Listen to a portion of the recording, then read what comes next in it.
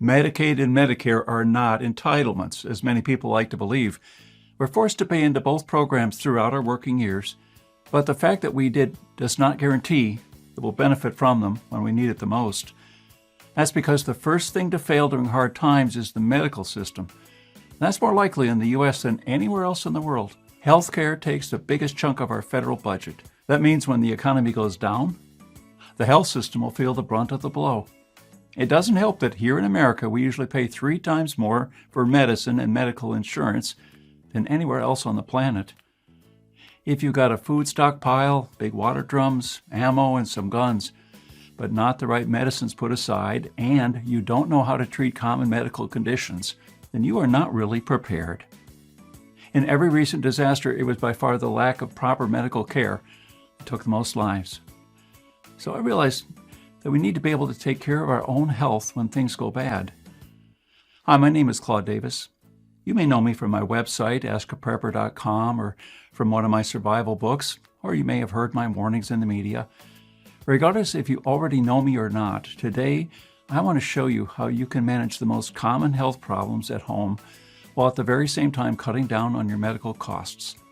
I'll also reveal what you need to treat yourself and your loved ones during hard times when the medical system cannot be depended on anymore.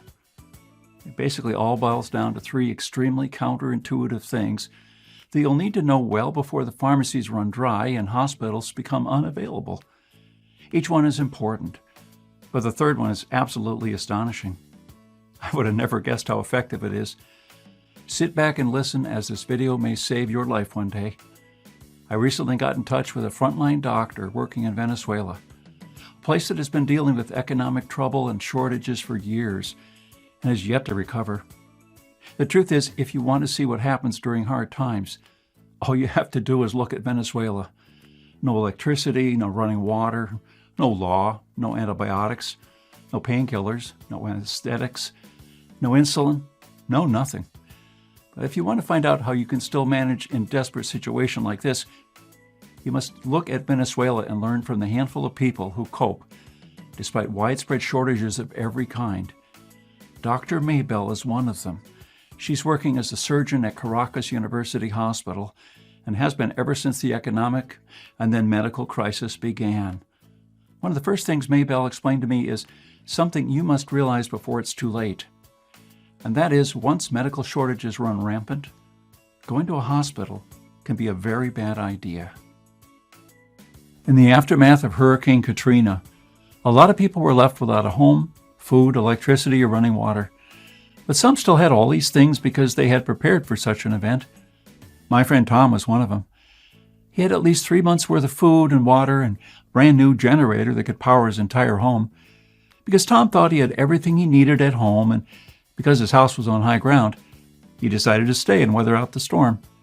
During the hurricane, a small wooden splinter flew inside through a broken window and pierced his hand.